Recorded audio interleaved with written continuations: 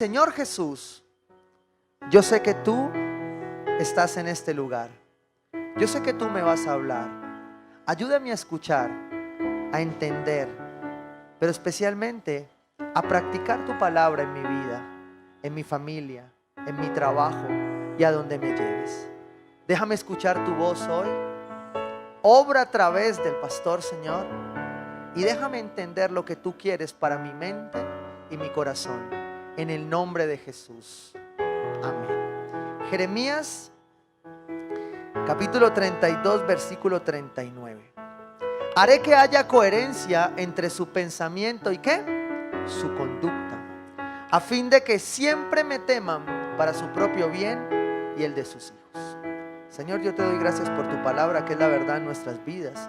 Y te pido, amado Rey, Señor Jesús, que tú nos dejes llevarla hoy con temor y temblor de lo que ya vienes haciendo en mi corazón para hacerlo en tu iglesia, Dios, en tu cuerpo. Habla hoy a tu pueblo, Dios. Calla mi boca y abre la tuya. En el nombre poderoso de Jesús, Señor, te pedimos que todo aquello que esté por fuera de tu autoridad sea sujeto a ti. En el nombre de Jesús, toda obstrucción, toda cosa que se quiere oponer a tu palabra, la reprendemos en el nombre de Jesús. Y creemos que tú vas a hablar a nuestras vidas en esta mañana. Amén y amén. Jeremías 32, 39. Haré que haya coherencia, ¿sí?, entre su pensamiento y su conducta. Este pasaje tiene que ver con lo que venimos hablando acerca de las decisiones que venimos tomando. ¿Hay alguno que ha tomado decisiones? ¿Sí? Bueno, ¿quiénes no estuvieron hace 8 días? Los que no estuvieron hace 8 días y quieren el formatico físico, al final del staff, los chicos de camisa gris van a tener unos formatos para regalárselos y usted puede hacer sus planes y peticiones en su casa y escuchar la prédica de hace 8 días si no la ha escuchado. Si ya escuchó y necesita el formato, ahí está. Bueno, pero veníamos hablando de 2 preguntas. La primera pregunta era la pregunta de la integridad. Y es que cuando voy a tomar decisiones, yo debo preguntarme si estoy siendo sincero conmigo mismo. Eso tomamos. Y tomamos la primera decisión de este año y era la decisión por la integridad. No me voy a mentir a mí mismo, aun cuando la verdad me haga sentir mal conmigo mismo. Hicimos la segunda pregunta, que tiene que ver con la pregunta del legado. ¿Qué historia quiero relatar en mi vida? ¿Sí? ¿Qué historia van a contar otros acerca de mí? Y tomamos la segunda decisión acerca del legado.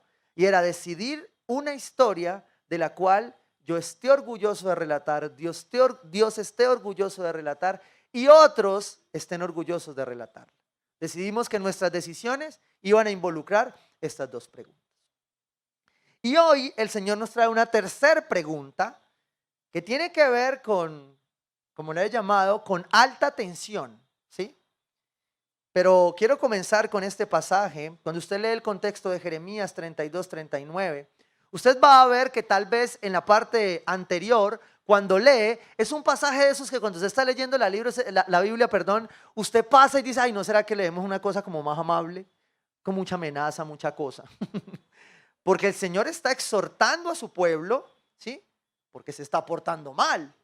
Pero a su vez está dejando una promesa, ¿sí?, y una exhortación, un llamado a ser coherentes. Haré que haya coherencia entre su pensamiento y su conducta, en su manera de pensar, hablar, con lo que hacen, ¿sí? Porque muchas veces nosotros no somos coherentes, ¿sí me entienden? No sé si a usted le ha pasado, puede que en otras iglesias pase, que usted llega a su iglesia y de pronto tuvo una discusión y en la iglesia le dicen esto, vuelvo y repito, en otras iglesias, en esta no. Y de pronto le dijeron, ¿usted para qué va a la iglesia? Véalo, véalo y mire cómo me porta en la casa. En otras iglesias, en esta no, ¿sí? Y aquí el profeta está exhortando a coherencia. Pero para ser honestos, la coherencia no es fácil. Y me encanta esta analogía de Andy Stanley acerca de el borracho, ¿sí? ¿Ustedes han visto un borracho coherente? No. Es muy difícil ver un borracho coherente, aunque algunos borrachos se creen coherentes, como aquellos que dicen que manejan mejor borrachos, ¿sí o no? Gracias a Dios aquí ya no hay ninguno de esos, ¿sí o no? ¿Cierto? Éramos los borrachos, ya no, ¿cierto? Pero el borracho tiene una condición bien especial y es que no hay relación alguna entre buenas decisiones y un borracho. Nadie le va a recomendar a usted que se emborrache para tomar buenas decisiones. Al contrario, más bien, ser borracho está relacionado con tomar muy malas decisiones, ¿sí? Ahora, ¿qué es lo que pasa con el borracho? Que cuando la correlación del alcohol con nuestro cerebro, ¿sí? Hay algo que no concuerda. Y me encantaba esto porque cuando mira uno científicamente qué es lo que pasa, alguna vez veía un video de Discovery donde mostraban en el cerebro qué pasaba cuando una persona tomaba alcohol, ¿sí? Y cómo las neuronas empezaban a estallar. Y yo dije, wow, el alcohol, todo lo que hace, tremendo.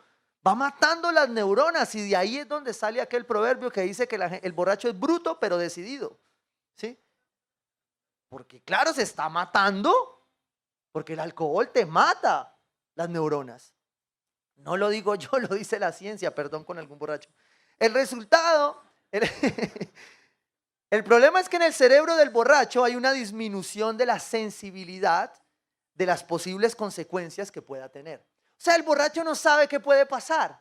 Por eso es que hay muchas tendencias de borracho y unos que se duermen, no saben qué puede pasar, dónde se durmió, dónde se quedó. Hay otros que asumen fortaleza y fuerza de donde no saben, la sacaron. Y por eso es que al otro día se levantan y dicen, ¿yo hice eso? ¡Ah! Eso es lo que pasa con el borracho. Miren lo que dice esta definición. Dice que quizás puede ser peor. El alcohol altera temporalmente la actividad de la corteza prefrontal. ¿Sí? ¿Saben dónde queda la corteza prefrontal? Yo no. Búsquenla. ¿Listo? Pero eso es lo que dice la ciencia. Yo no soy médico. ¿Hay algún médico aquí? Ahora me ayuda y me explica bien. Pero dice que esto trae una afectación al cerebro. ¿Qué es lo que pasa? Que esta corteza prefrontal es la que tiene relación con que una persona coherentemente una los puntos, ¿sí? Esa es la prueba que le hacen al borracho cuando le dicen, camina derecho, ¿sí? Está afectado en la corteza prefrontal, ¿sí? En su cerebro. O sea, no, empieza a no tener coherencia para unir los puntos. ¿Se acuerdan que hace 8 días hablamos de unir los puntos? ¿Sí? Entonces hay que estar en sano juicio para poder unir los puntos, ¿ya? Cuando alguien está ebrio, no ignora conscientemente el sentido común. ¿Por qué? Porque se desconectó. Es decir, que un borracho no puede tomar buenas decisiones, ¿sí?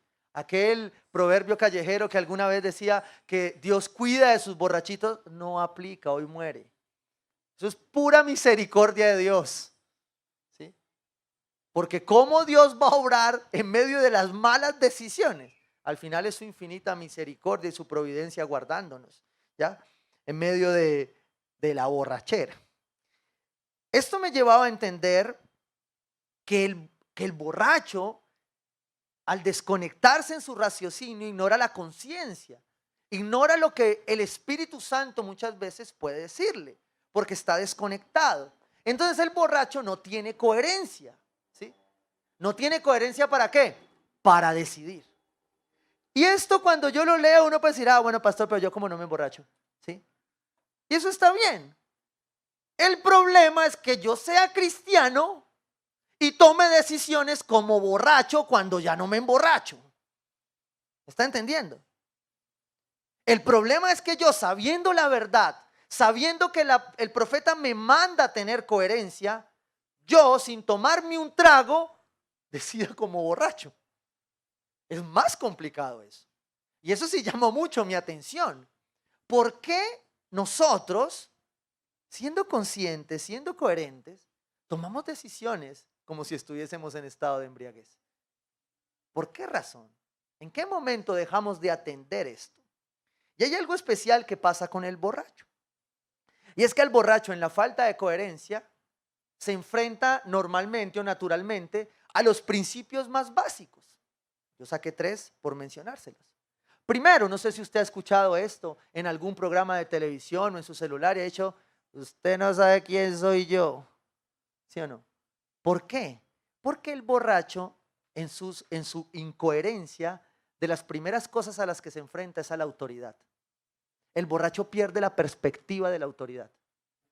No hay buen borracho que logre poner en paz con la policía cuando llega a apagarle la música.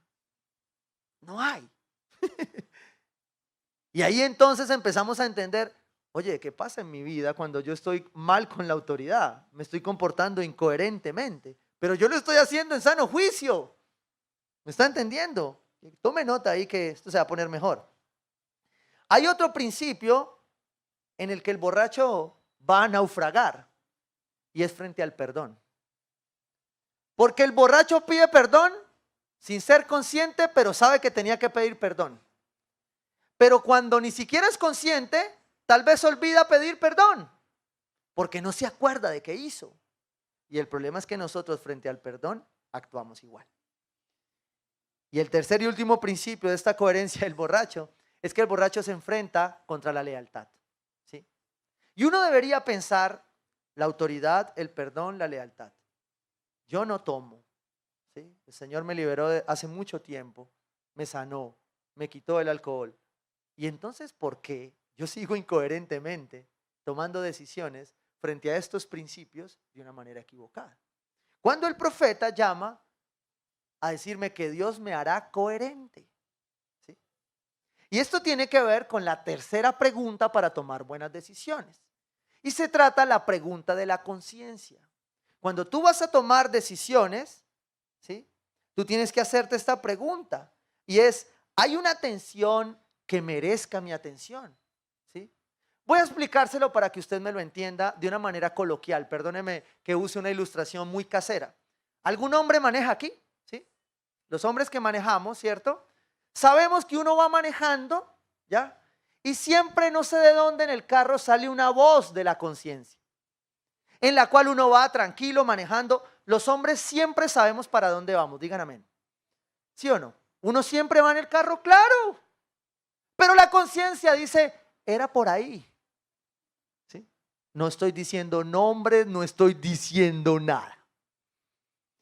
Es la conciencia.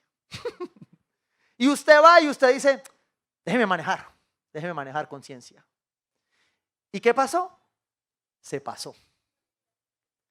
Y usted en Cali se pasa y ya estamos empezando a ver las consecuencias. Los que vienen de Bogotá saben más de esa consecuencia. Y los que han manejado en Estados Unidos saben el doble de esa consecuencia. Porque usted se pasa una rayita, vaya a otra ciudad y vuelva. ¿Por qué? Porque la conciencia seguido le va a decir, ¿sí ve? Oiga, es la misma conciencia que yo tengo, qué cosa tan terrible. En el carro se sube la misma, ¿cierto? Y esa conciencia está allí. Pero nosotros a veces no hacemos caso a eso. Esa conciencia opera como una tensión que me está llamando a que hay algo que está bien, que está mal, ¿sí? Y esa pregunta dice, ¿hay alguna tensión en tu vida hoy? ¿Hay algo en tu vida hoy que te esté llamando a detenerte, a no hacerlo o a girar? ¿Hay alguna tensión que merezca tu atención hoy en tu vida? ¿Hay alguna tensión? Esa tensión, por eso me toco aquí, porque algunos tienen más tensión que otros, pero bueno. Hay una tensión que viene de aquí, de las entrañas, que me dice lo que vas a hacer está mal. Y que me está avisando, voy a tomar esta decisión, pero está mal. Entonces yo siempre trato de ubicarme en este contexto de la ilustración de la palabra. Casos que nos permitan entender de qué nos está hablando la palabra de Dios. Y hay un caso de un hombre que se llama David, del cual venimos hablando en el devocional de Café con el Man los jueves en la mañana, que normalmente conecta complementando estos temas. Y está ahí en 1 Samuel 24, del 1 al 3. Yo voy a tratar de narrárselo dentro del texto, me salgo y usted va siguiéndome allí. Dice la palabra de Dios que en la vida de David, el hombre que había sido escogido por Dios como pastor de ovejas y después para ser un soldado que vencería a Goliat y que estaría en el ejército del rey Saúl, que fue nombrado por Dios, en un momento de su vida entró en persecución, ¿sí? Y es en la persecución donde nosotros solemos ver las tensiones, donde solemos empezar a tenerlas y empezamos a aprender a batallar con ellas. Y resulta que aquí dice que Saúl, después de perseguir a los filisteos, le informaron que David estaba en el desierto de Engadí. Entonces Saúl tomó consigo 3 batallones. 3 batallones eran aproximadamente 3,000 soldados. David tenía que ser muy importante para que el rey usara 3,000 soldados para buscar un gato, ¿sí? Y dice la palabra que Saúl empezó a perseguir a David. Lo venía persiguiendo, de hecho, ¿ya? Y sigue ahí entonces diciendo más adelante, versículo 3, por el camino llegó a un redil de ovejas, y como había una cueva en el lugar, entró allí para hacer sus necesidades. David estaba escondido en el fondo de la cueva con sus hombres. Escúcheme esto. Si hay algo que la Biblia deja clara, es que la Biblia estaba compuesta por seres humanos. Solo a Dios se le ocurre ponernos este ejemplo en medio del baño. Y algunos se ríen cuando yo les digo, métase al baño y ore. Métase al baño y lea. Y resulta que aquí, en el lugar más vulnerable, ¿sí?, Saúl se va a encontrar con David. Lo estaba persiguiendo y le dieron ganas. No sé si del 2 o del 1, la palabra no dice, ¿sí?, pero le dieron ganas. Y entró a un momento vulnerable, porque en cualquiera de los dos usted está concentrado, ¿sí? Y dice que David estaba más adentro en la cueva, así. Mentira, así no estaba, porque no dice si era el 1 o el 2. David estaba escondido allí. O sea, esto es lo que muchos podrían llamar, se alinearon todos, ¿cierto? Pero era Dios disponiendo algo especial para David. Y era precisamente allí, en medio de esa vulnerabilidad de Saúl, donde David tenía que aprender a decidir y donde sus tensiones iban a jugar un papel muy especial. Sus tensiones eran la voz de su conciencia, sus tensiones estaban unidas a cómo él sentía, a lo que le había pasado, a lo que Dios le había dicho. Y si usted lee un poco más adelante, ahí en el versículo 4 dice lo siguiente, que estando escondido en el fondo de la cueva con sus hombres le dijeron, en verdad, hoy se cumple la promesa que te hizo el Señor cuando te dijo, yo pondré a tu enemigo en tus manos para que hagas con él lo mejor que te parezca. O sea, piense en esto. Los soldados están diciéndole a David, David, la palabra de Dios se cumple. Dios ha puesto a tu enemigo. ¿Para que qué? Para que lo mates. Los hombres, los barrabravas están así, David, hágale. Y David entonces en ese momento alcanza a oír los barrabrava, pero en el camino, yo pienso cómo sería esa escena, David, para solo haberle cortado el manto. Eran segundos, pero en esos 3 pasos, 5 pasos, 10 pasos que David da, David empezó a sentir la tensión. Dijo, ¿es la palabra de Dios? Sí, pues al final Dios me había prometido que me iba a entregar a mi enemigo. Y muchas veces nosotros tenemos una palabra de una promesa. No, pero Dios me dijo que esto era para mí y me lo robo. Y no escucho las tensiones profundas que me quieren hablar y decir, oye, eso no está bien. Entonces yo pienso que David, en ese momento de no poder devolverse a la palabra, pero tener la palabra en la cabeza, entender que había hecho Dios, empezó a hacerte esas preguntas que hemos venido haciéndonos. Oye, lo quiero matar de verdad. Estoy siendo sincero conmigo mismo. Esta es la historia que quiero contar. Yo te estoy haciendo una película, es como un flashback en esos minutos de David recorriendo para cortar el manto de Saúl, donde Saúl se debe estar preguntando las tensiones que venían. Esta es la historia que yo quiero contar. Y de pronto él ve una pantalla que dice, abuelito, abuelito, cuéntame la historia cuando mataste al rey por la espalda, traicionero. Y yo creo que David dijo, yo no quiero hacer esto. Esto no es lo que yo quiero. Y de pronto entonces Saúl, igual en la emoción, porque a veces vamos tan rápido que no escuchamos las tensiones que nos quieren proteger y alcanzamos a mandar la mano. Saúl alcanzó a coger y le bajó un pedazo del manto a Saúl. Pero cuando toca su manto, las tensiones, sus principios, sus emociones, lo que Dios le había enseñado a sentir, le dicen a David, ey, escucha, tú no eres esto. Dios no te va a hacer rey matándolo. ¿Se acuerdan del borracho? El borracho pierde la conciencia frente a la autoridad, frente a la lealtad, frente al perdón. Pero usted y yo no somos borrachos. Si hay una embriaguez en nuestra vida es porque el Espíritu Santo vino a hacerlo. Y cuando el Espíritu Santo lo haga, dice la palabra, lo va a hacer para edificación tuya y del cuerpo de Cristo. No para nada más. y para revelarte algo. Pero tú y yo ya no somos borrachos. David ya no era un borracho. David estaba atendiendo la conciencia. Entonces dice la palabra ahí, es donde viene la alta tensión, es donde tú tienes que tomar decisiones, donde estás en caliente y donde tienes que recordarle a tu mente, a tu alma. Me encanta algo que los salmos nos dejan ver, lo aprendí en estos días. Cómo el salmista alababa y decía, alaba alma mía al Señor. Cómo el salmista le decía, alma mía, te tienes que sujetar al Espíritu Santo. Alma mía, alaba a Dios y reconoce que no eres nadie. David comprendía que era cuerpo, alma y espíritu. Cuando usted mira desprevenidamente una comparación entre David y Saúl, la busca en Google, usted se va a dar cuenta que una de las características diferenciadoras entre Saúl y David era que David, contrario a Saúl, era un hombre que contemplaba a Dios. Entonces, cuando usted contempla a Dios, usted puede escuchar sus tensiones. Usted puede ir ahí en medio de una cosa que se va a estallar y usted va tomando la decisión y usted dice, esto va por mal camino. ¿Sabes qué? Detente, para, quiero respirar profundo, me voy a dar una vuelta. ¿Por qué? Porque tú ya sabes que Dios te dio emociones, tensiones para evitarte tomar malas decisiones. David, que se había empezado a levantar por los barra brava, por aquellos que lo incitaban a ir en contra de la autoridad, de la lealtad, se levanta recordando quién era en un momento de alta tensión. Y dice 1 Samuel 24:5, pero le remordió la conciencia por lo que había hecho.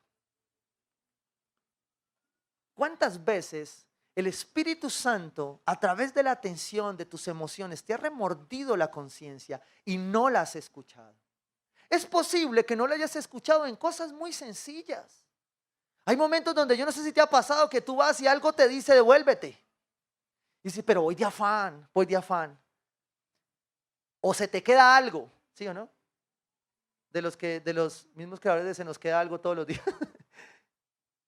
Y uno dice, ay, pero justo, iba justo. Y se quedó el bendito destornillador. Devuélvase por él. No. Devuélvase por él. Y usted dice, no, voy de afán. Y llega allá, ¿qué destornillador necesitamos? El que quedó. Y usted, ¿por qué no escuché? Y te estoy poniendo un ejemplo bobo. Pero es posible que hayan situaciones más trascendentales en tu vida donde tú no estás escuchando la tensión que hay para decidir.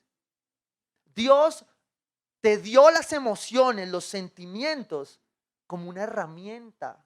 No son malas. Al contrario, bajo el control del Espíritu Santo, son una herramienta para advertirte, para cuidarte, para que no te metas en la grande. Y eso fue lo que David precisamente estaba experimentando aquí. Quiero devolverme un versículo anterior. Yo pondré a tu enemigo en tus manos para que hagas con él lo que mejor te dé la gana. Esto no se puede poner en la Biblia, perdón. Lo que mejor te parezca. La instrucción, la promesa que alentaban los barra brava no era que matara a Saúl. Era que él te iba a poner el enemigo para que tú decidieras. ¿Según qué? Según tu tensión, según tus principios, según lo que hay adentro, que el Espíritu Santo te va a poner cuando tienes que decidir. Y cuando vas a decidir frente al pecado. ¿Y entonces qué vas a hacer? Si tú sabes que lo que estás haciendo se llama pecado. Yo tengo un problema como pastor. Y es que Dios me llamó a decir la verdad. Y yo le pido perdón a todos los que he lastimado cuando les he dicho que tienen que dejar de pecar. Pero es mi obligación. Porque a veces Dios me usa como tensión. Y hay cosas que no se pueden llamar de otra manera. Seguramente hay otras que no te podré decir qué hacer. Te daré un contexto, te mandaré a la palabra y te diré que mires cómo vas a decidir. Pero en lo que respecta al pecado te tengo que decir con todo el amor, y no te voy a dejar de hablar, al contrario, te voy a ayudar. Pero tú tienes que escuchar la tensión que hay en ti para no seguir en un círculo. Tienes que detenerte. Dios te dio las emociones para saber. Y aquí David estaba decidiendo, entendiendo que era lo que mejor a David le pareciera, pero que lo que mejor a David le parecía era lo que la palabra de Dios lo llamaba a hacer. Y era aplicar los principios. Entonces David aquí empezó a entender en su tensión, ¿sí?, que máximo el manto. Y mire lo que dice: y les dijo a sus hombres, que el Señor me libre de hacerle al rey lo que ustedes sugieren. ¿Se acuerdan de Rubén? Un personaje de hace 8 días, que al final no fue capaz de enfrentarse. David sí, porque David escuchó su tensión. Y David se paró frente a sus hombres que lo estaban diciendo: listo, matemos lo que ahora vamos a gobernar nosotros. Y se para y les dice: por encima de mi cadáver, porque mis principios hoy me están llamando aquí a decir que yo no le voy a hacer nada al rey, porque él es el ungido del Señor, dice la palabra. Y todos los que hemos vivido persecución un día, que hemos sido señalados por personas, por líderes, por autoridades, tenemos que dar testimonio de que frente a ungidos del Señor hemos tenido que bajar nuestras armas. ¿Por qué? Porque nuestras tensiones, nuestra conciencia nos lleva a entender que es mejor contar una mejor historia. Y las tensiones que Dios pone sobre tu vida quieren llevarte sencillamente a hacerlo mejor. Dice David: no puedo alzar la mano contra él porque él es el ungido del Señor. David escuchó su conciencia. David sabía que lo podía matar, que el Señor se lo había prometido, pero él decidió según a él le parecía en su interior. En su interior. Él escuchó esa tensión que a veces suena. No la voy a confundir con los frijoles trasnochados, ¿no? Pero es esa tensión, eso que usted dice: ay, no sé, no siento paz. Señor, guíame, muéstrame. Esto es de Dios. Y allí entonces David cerró su oído a los barra brava y siguió adelante. Porque entendió, me encantó esta definición de conciencia. La conciencia es la capacidad propia de los seres humanos de reconocerse a sí mismos, de tener conocimiento y percepción de su propia existencia y de su entorno. El borracho no se conoce ni él mismo. Eso sí, cree, está convencido que conoce, pero no tiene ni idea de su capacidad. David empezó a tener coherencia sobre aquellos principios fundamentales: la autoridad, el perdón, la lealtad. David aprendió a moverse sobre ellos. Nuestras emociones son inherentes a toda decisión. Si usted analiza sus decisiones, todas han estado llevadas, guiadas por una emoción, por algo que usted siente. Bien, Dios en esa emoción pone una tensión muchas veces para llevarlo o para guardarlo, ¿sí? Para decirle: no, eso no es. Y creo que todos aquí hemos estado tomando decisiones que tienen que ver con nuestras emociones. Y me encanta cómo la palabra de Dios ahí en 1 de Juan 3:19 nos da un equilibrio perfecto para entender cómo se administran estas tensiones de la conciencia, de nuestra emoción, de lo que sentimos. Dice el apóstol Juan: nuestras acciones demostrarán que pertenecemos a la verdad. Dios está llamando al pueblo de Dios a ser coherente, ¿sí? Porque la gente, ¿sí?, ya está cansada de señalar a aquellos cristianos que no somos coherentes. Aclaro, asterisco agregado a la prédica: todos aquí somos imperfectos. Nos equivocamos, pecamos, caemos. A veces, la verdad, damos mal testimonio. Sobre todo cuando empiezan los discursos motivacionales de alto volumen en la casa y el vecino nos escucha en el discurso, ¿sí? Y el vecino sale uno al otro día, el vecino: ay, pastor, estaba predicando ayer, ¿no? Está exhortando a mi familia. La gente no quiere esa incoherencia del pueblo de Dios. Nuestras acciones demostrarán que pertenecemos a la verdad. Entonces estaremos confiados cuando estemos delante de Dios. Aún si nos sentimos culpables, Dios es superior a nuestros sentimientos y Él lo sabe todo. Claro que Dios nos dio nuestras emociones, claro que Dios nos dio nuestros sentimientos, pero Él es superior a ellos. Por eso yo no decido por emoción, decido por principios. En esta iglesia lo hemos aprendido, lo predicamos, lo vamos a tener puesto en todos lados. Vivimos por principios y no por emociones. Pero aquel que vive por principios aprende a entender que Dios, el Dios al que alaba y adora, es superior a sus emociones. Y como las reconoce, entonces cuando viene su conciencia a través de esta tensión interna a decirle, hey, ponga cuidado que eso no le va a ir bien.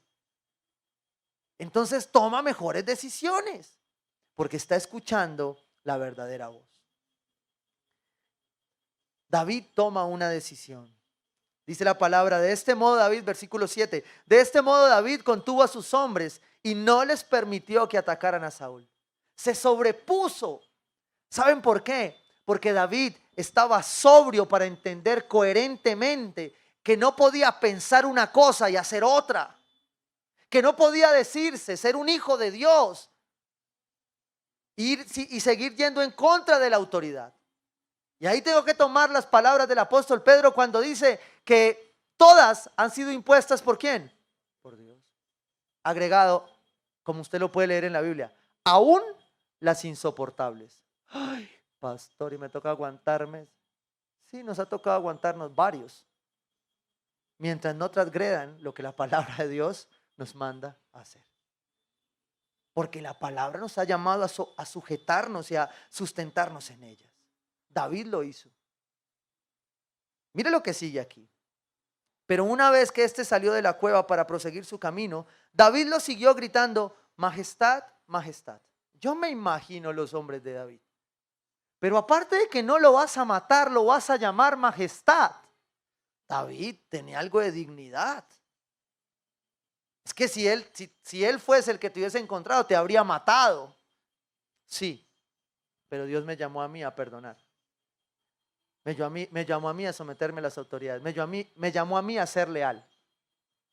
Mire, se lo tengo que confesar con un testimonio personal. Perdón que le tome esos minutos. Cuando mi pastor estaba en el proceso de restauración conmigo, llegó una vez en una conferencia donde él me estaba ministrando acerca de la lealtad. Porque la verdad es imposible hacer un ministerio sin lealtad. Y cuando él me hablaba de la lealtad, yo sentía que eso como que me pasaba. Yo decía, no me entra. Y él predicaba y predicaba. Hasta que un momento dije, pastor, para. Yo te quiero decir algo.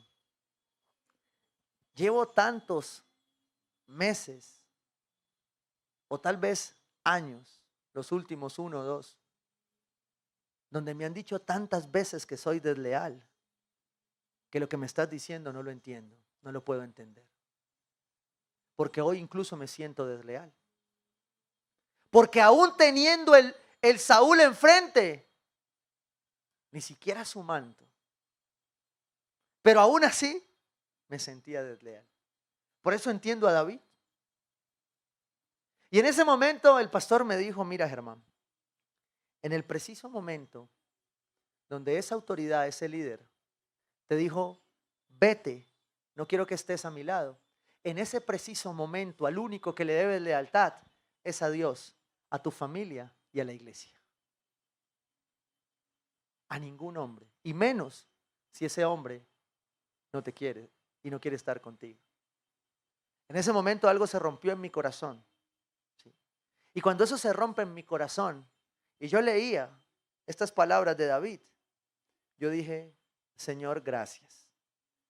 Porque donde hay sanidad de la autoridad, de la lealtad y del perdón, el fruto de Dios se va a dar. Mire lo que dice ahí adelante en 1 Samuel 24, 10. Mis hombres me incitaban a que lo matara, pero yo respeté su vida y dije, no puedo alzar la mano contra el rey porque él es el ungido del Señor. Y David responde con estas palabras, Padre mío. Yo me imagino los hombres de David. No te bastó con no matarlo. Lo llamas majestad. Y ahora te le vas a arrodillar diciéndole, Padre mío. David, ten autoestima. Valórate. ¿Cómo le vas a decir a este hombre que si te hubiese encontrado, te había matado y ahora le vas a llamar Padre mío? Wow. Mire, hay un problema con la lealtad con la autoridad y con el perdón. Y es que son un principio. Y por más que alguien te las haya dañado, desfigurado o golpeado, van a operar como principio. Así que si tú no lo sanas desde tu paternidad, la falta de sujeción a la autoridad, la falta de lealtad y la falta de perdón te van a opacar tus tensiones. Entonces no vas a poder escuchar la voz de tu conciencia a través del Espíritu Santo queriendo guardarte. Por eso es que muchos hombres no podemos escuchar bien la voz de Dios, porque aún no lo abrazamos como el Padre que es. Y muchas mujeres de igual manera, porque esa paternidad está desfigurada. Entonces, cuando esa paternidad está desfigurada, yo no veo autoridad y yo no escucho autoridad. David no solo era el modelo de contemplación de Dios aún en la imperfección, porque David cometió varios errores. Pero cada que David, usted lo estudia ahí en la palabra, busque la palabra conciencia y se va a dar cuenta en qué versículos está. Cada que David iba como a embarrar a la voz de su conciencia, el Espíritu Santo, sus tensiones, sus principios, lo direccionaban. Salmo 51, pecador me concibió mi madre. David lo sabía, porque ahí en la contemplación es donde esa relación padre-hijo se restaura.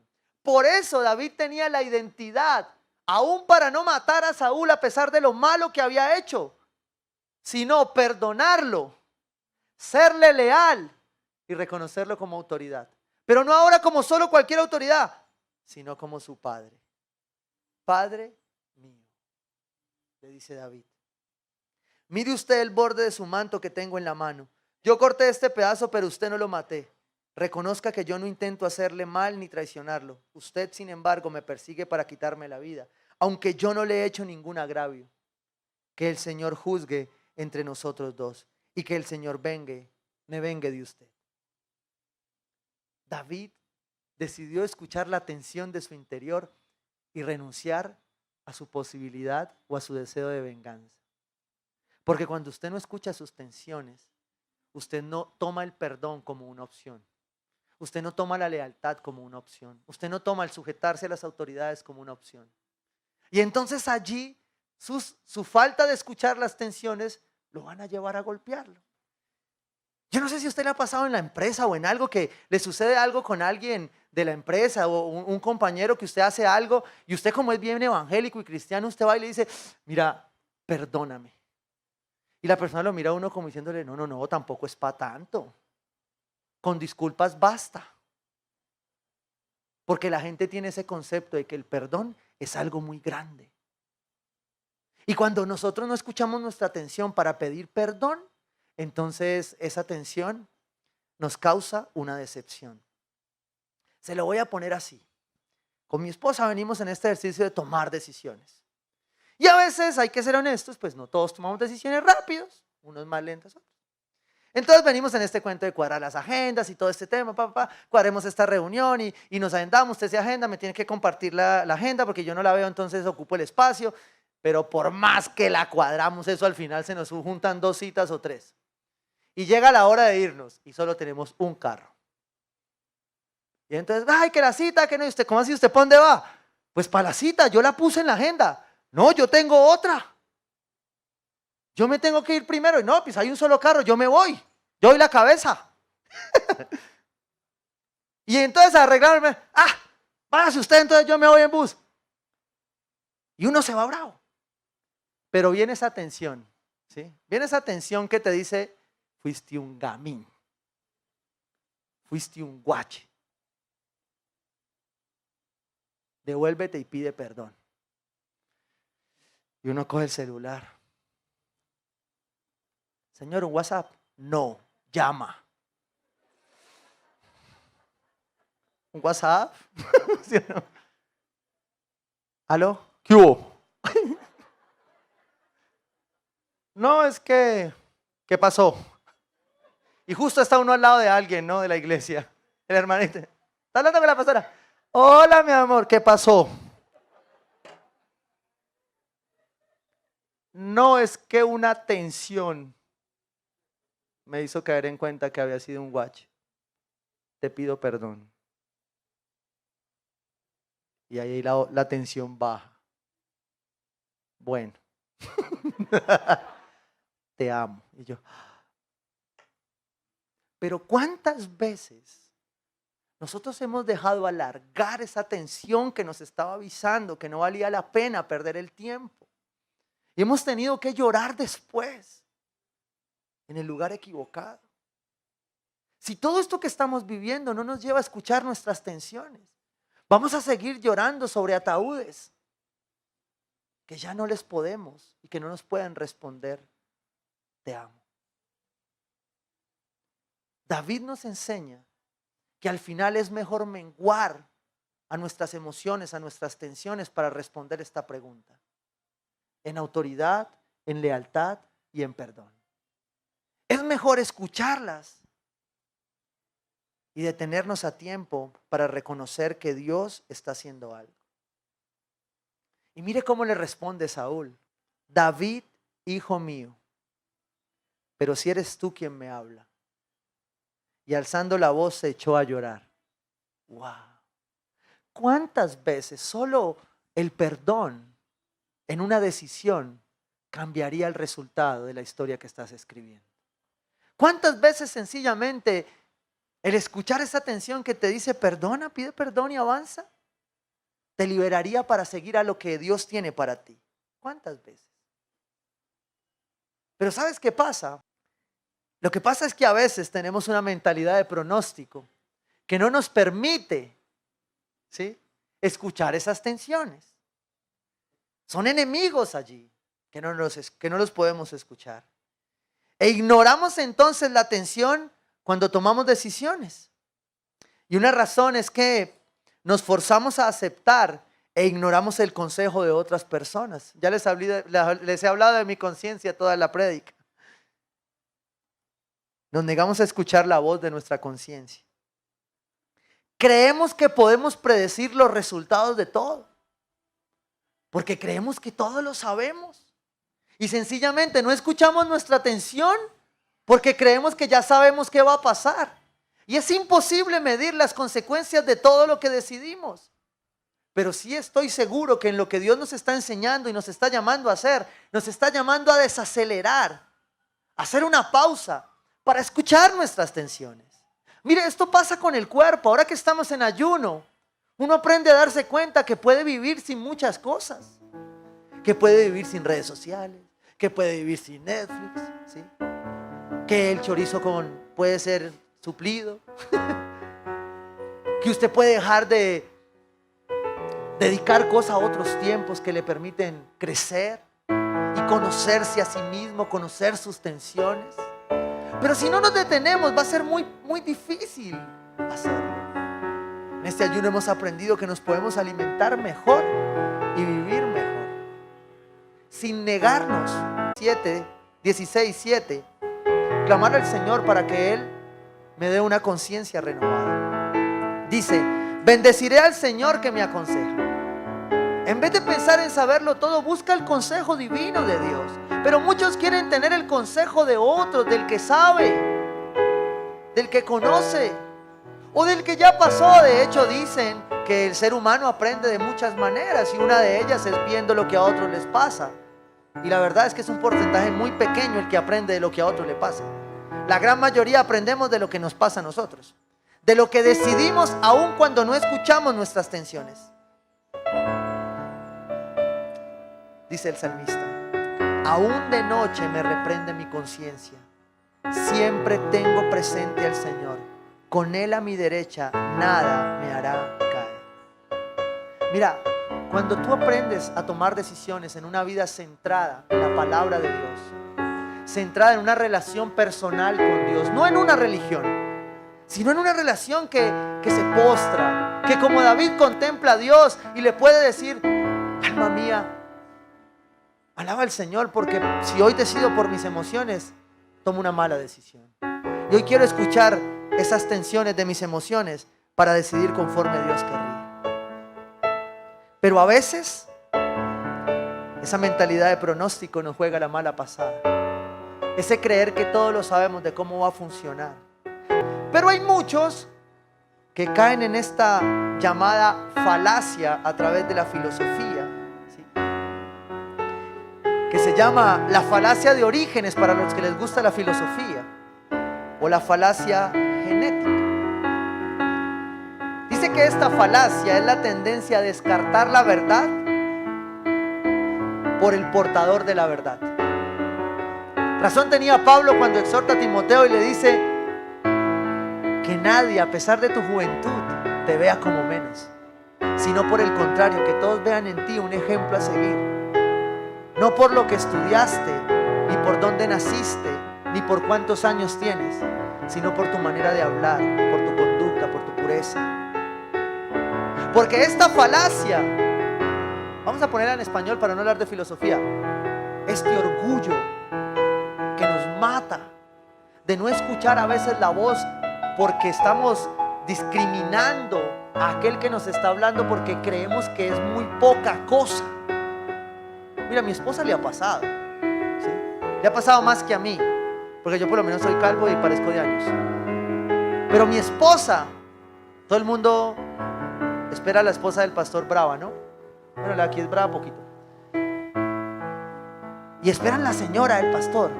Y de pronto sale mi esposa, que come años y tiene cara de niña. Y la señora está ahí esperando tomar la decisión. Y la señora la ve y le dice: usted. A mi esposa le ha tocado. Y mi esposa me cuenta con una sanidad que yo le digo: yo le doy duro. Y después he visto cómo esas mujeres la aman. Y yo digo: ¿cuánto nos estamos perdiendo por tantos paradigmas? ¿Cuánto nos estamos perdiendo? ¿Cuánto me perdería yo de este liderazgo hermoso que Dios nos ha regalado si yo no aprendiera a escuchar y a entender que no me las sé todas?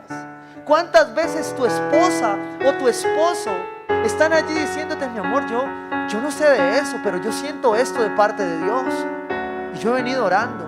Ora, porque la mujer sabia edifica su casa, pero la necia con sus manos la destruye. ¿Cuántas veces tu esposo solo te ha dicho: no veo que eso te quede bien? Ah, usted sí es cansón.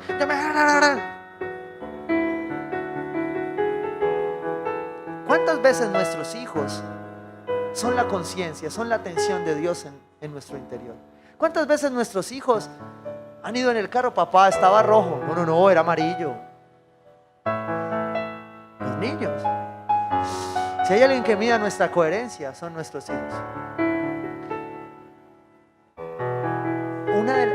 El indicador más grande para que los adolescentes abandonen la iglesia es la incoherencia de sus padres, que van a la iglesia y viven de otra manera. Es la incoherencia de padres que no escuchan sus tensiones y toman malas decisiones. Y yo creo que tú y yo estamos en esta iglesia para hacer esta iglesia para la nueva generación. Yo no madrugo a trabajar, a hacer lo que amo solo para mí y por ti. Lo hago por tus hijos. Lo hago porque nuestros hijos deben poder ver coherencia en nuestra vida, en la autoridad, en el perdón, en la lealtad y en cuantos otros principios más.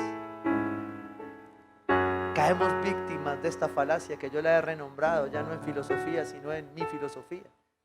Es la falacia del orgullo, de creer que nadie más nos puede hablar, porque sabemos tanto. Voy a dejarlo ahí, que podemos terminar cayendo en el círculo de la duda y podemos terminar dándole vuelta cuando sencillamente deberíamos haber escuchado a alguien. No sé si a usted le ha pasado, está en alguna reunión y todo, en las grandes empresas. El pastor Esteban habla mucho del tema. Y en las grandes juntas, de pronto está la junta pegada, confundida, y entra la señora del café y dice: señor, tal cosa, no tenía nada que ver con la reunión. Pero la señora del café desenredó la junta y acaba de solucionar miles de millones para la empresa, porque hubo alguien que se bajó de su posición, escuchó su tensión, se dio cuenta que con Dios hasta las piedras hablan. Y tú tienes que aprender a escuchar tus tensiones. Tú tienes que aprender a valorar tus emociones. Ya sabes que hay alguien que está superior a ellas. Tú ya sabes quién eres. Pablo en Romanos 12 dice: por la gracia que se me ha dado, les digo a todos ustedes, nadie tenga un concepto de sí más alto del que debe tener, sino más bien piense de sí mismo con moderación, según la medida de fe que Dios le haya dado. Dios nos está llamando a hacernos preguntas correctas. Andy Stanley lo dice de esta manera: hacer las preguntas correctas nos llevará a tomar mejores decisiones y a tener menos lamentos. Si tú aprendes a preguntar: ¿qué es esto que estoy sintiendo? Es una incomodidad. ¿Por qué termino discutiendo en mi casa o con mis empleados o con alguien cuando antes el Espíritu Santo me ha dicho: para y ora? Detente, deja de hablar. Adora a Dios, alaba a Dios. ¿Cuánto tiempo más vas a dejar de escuchar esto? Esto me debería llevar a tomar la tercera decisión. Y es que si tú aprendes a escuchar tus tensiones, te haces esta pregunta: si hay alguna tensión que merezca tu atención, entonces tú hoy vas a tomar una decisión de hacer una pausa incluso cuando no puedes precisar la causa de tu duda. Pero hay algo que trae una duda. Y entonces tú la vas a explorar en lugar de ignorar tu conciencia, en lugar de ignorar lo que el Espíritu Santo está haciendo a través de tus emociones. Y te lo voy a confirmar con una promesa. Voy a terminar donde comenzamos. Jeremías 32. El profeta está exhortando a que haya coherencia en nuestra vida con lo que sentimos, ¿sí? Y dice aquí en Jeremías 32:40: haré con ustedes, haré con ellos un pacto eterno. Nunca dejaré de estar con ellos para mostrarles mi favor. Pondré mi temor en sus corazones.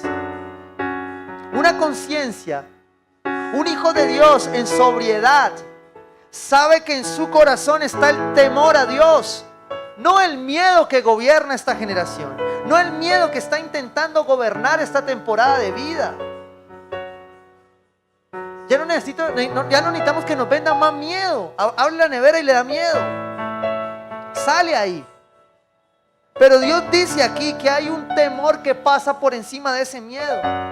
Y es el temor que le ha embargado en nuestros corazones. Dice: y así no se apartarán de mí. Cuando el temor de Dios gobierna tu corazón, tú vas a tomar malas decisiones, pero no te vas a apartar de Dios. ¿Por qué? Porque estás escuchando tus tensiones que te dicen: la embarré, tengo que pedir perdón. La embarré, estaba siendo como grosero, terminé siendo hasta desleal. Dice: me regocijaré en favorecerlos, y con todo mi corazón y con toda mi alma los plantaré firmemente en esta tierra. Aquel que aprende a hacerse esas preguntas empieza a plantarse para dar fruto. Porque si tú sigues tomando malas decisiones sin escuchar tus tensiones, tu conciencia, entonces nada de lo que decidas va a ser para plantar, sino para mover. Hay personas que empiezan a decidir cada 8 días un lugar. Y ahí sí, como el ejemplo de mi esposa. Si tú sacas la matica de la mata cada 8 días y la metes a una mata diferente, primero, no solo no crece, sino que un día se va a morir. Pero cuando tú escuchas tu tensión, tú sabes que a donde estés, así no sea perfecto, Dios te llamó a plantarte, a dar fruto. Tu casa es un lugar para dar fruto, pero tienes que aprender a escuchar tus tensiones para que no tomes más malas decisiones. Dice el profeta Isaías en Isaías 30:21. Esto me encanta. Y yo quiero que tú tomes esta palabra en tu corazón. Si tú has tomado malas decisiones porque no has escuchado tu conciencia, porque han habido tensiones que te han dicho eso no está bien y tú no les has parado cuentas, bolas, ¿sí? Escucha esto que dice el profeta. Ya sea que te desvíes a la derecha o a la izquierda, ya sea que puedas escuchar y discernir muy bien tus tensiones, o tal vez no las disciernas tan bien. Tus oídos percibirán a tus espaldas una voz. Si tu decisión hoy es empezar a caminar preguntándole a Dios cómo tomar mejores decisiones, yo te estoy diciendo que el Espíritu Santo va a venir a hablarte y te va a susurrar y te va a decir: Carolina, eso no te conviene. Eso no te conviene. No es por allí. Tus oídos percibirán a tus espaldas una voz que te dirá: este es el camino, síguelo. Wow. ¿Sabes de qué me acuerdo cuando leo esta palabra? Porque usted puede decir, la voz viene detrás de usted y le dice: hey, este es el camino, síguelo. Ay, sí, mejores decisiones. Pero ¿cuál camino? ¿Cuál es el camino que debemos seguir? Es aquel que es el camino, la verdad y la vida. Y yo te quiero decir algo hoy. Yo no sé si vienes desde hace rato sintiendo una tensión en el fondo de tu estómago, de tu corazón, de tus entrañas, que te dice: ya no más. Quiero algo nuevo para ti, quiero algo mejor para ti. Y tal vez llegaste hasta aquí diciéndole: Dios, dame una respuesta. Yo te quiero decir, no hay más respuestas, solo hay un camino. Y se llama Jesucristo. Él es el camino, la verdad y la vida. Puedo hacer 10 series enseñándote a tomar decisiones, pero mientras no escuches la voz de aquel que te llamó, no hay nada que pueda cambiar en tu vida si tu referente para tomar decisiones no es Jesucristo.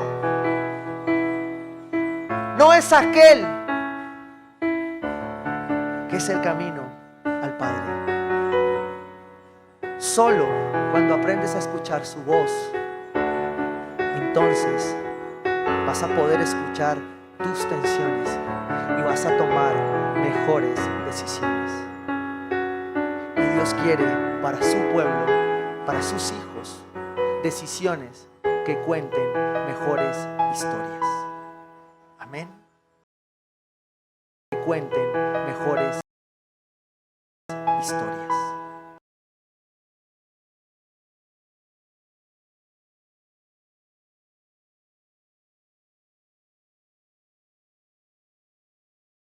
Amén. Que cuenten mejores historias.